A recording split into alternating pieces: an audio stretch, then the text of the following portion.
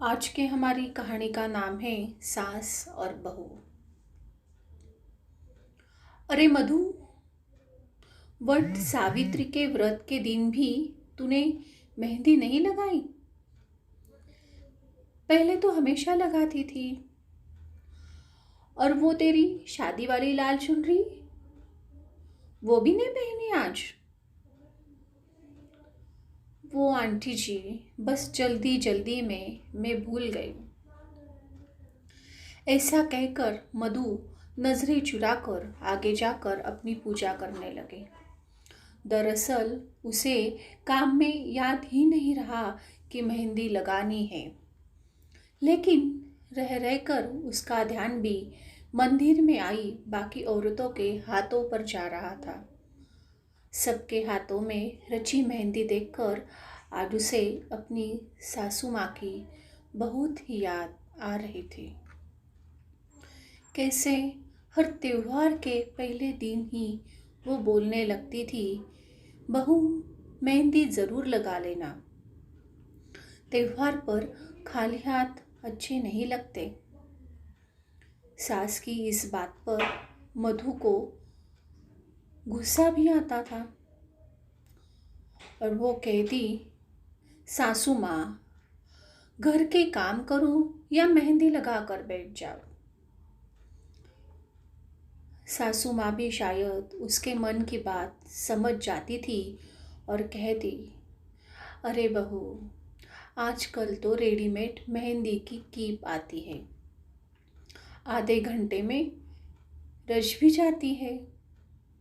हमारे टाइम तो खुद ही मेहंदी का घोल कर कीप बनानी पड़ती थी, ऊपर से कम 3-4 घंटे तक उसे सुखाना भी पड़ता था। चाय वाय तो मैं भी बना दूंगी, तू जा मेहंदी लगा ले। उनके बार बार टोकने पर मधु मेहंदी लगा लेती थी। जब सुबह अपने कोरे हाथों में रची हुई मेहंदी देखती तो खुश भी हो जाती थी। जब सारी औरतें उसकी मेहंदी की तारीफ करती थी तो उसे अपनी सासू माँ पर बहुत प्यार आता था। मंदिर से घर वापस आकर मधु चुपचाप बैठ गई। थोड़ी ही देर में मधु का बेटा आरव भागते हुए आया और बोला, मम्मी मम्मी, कुछ खाने को दो ना। बेटा, वह बिस्किट रखे हैं, अभी वो खा लो। मुझे नहीं खाने बिस्किट। पहले तो आप मठरी और लड्डू बनाती थी, लेकिन दादी के जाने के बाद क्यों नहीं बनाती? आरव ने मुंह फुलाते हुए कहा। मधु चुप थी। कहती भी क्या? सच में सास के जाने के बाद उसने मठरी और लड्डू नहीं बनाए थे। सासू माँ तो पीछे पड़ी रहती थी। बहू घर की बनाई हुई चीज़ें अच्छी रहती है और साथ साथ बरकत भी करती है। घर में अचानक से कोई मेहमान आ जाए तो चाय के साथ नाश्ते के लिए बाहर नहीं जाना पड़ता। मधु को उस वक्त उनकी बातें अच्छी नहीं लगती थी और वो कहती, सासू माँ, आजकल सब कुछ रेडीमेड भी तो आता है, ये सब बनाने के चक्कर में सारा दिन निकल जाता है। लेकिन सासू माँ नहीं मानती और खुद ही मठरी बनाने लग जाती। फिर मधु को ना चाहते हुए भी सब बनवाना पड़ता था। ये सब बातें याद करते करते मधु अनमनी हो रहे थे। घर के काम करते करते दोपहर हो गई। अचानक से उसका सर घूमने लगा।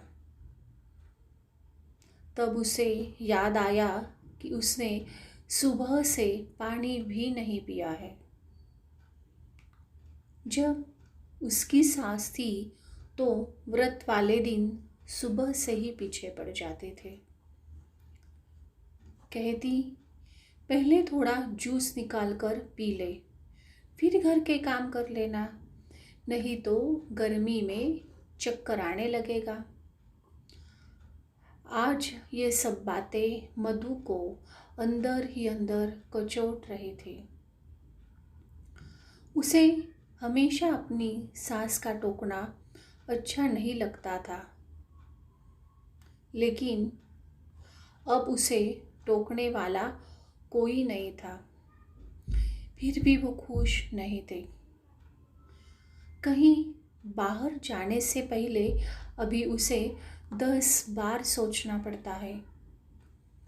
घर के सारे काम करके जाओ, फिर घर फिर घर आते ही काम में जुट जाओ।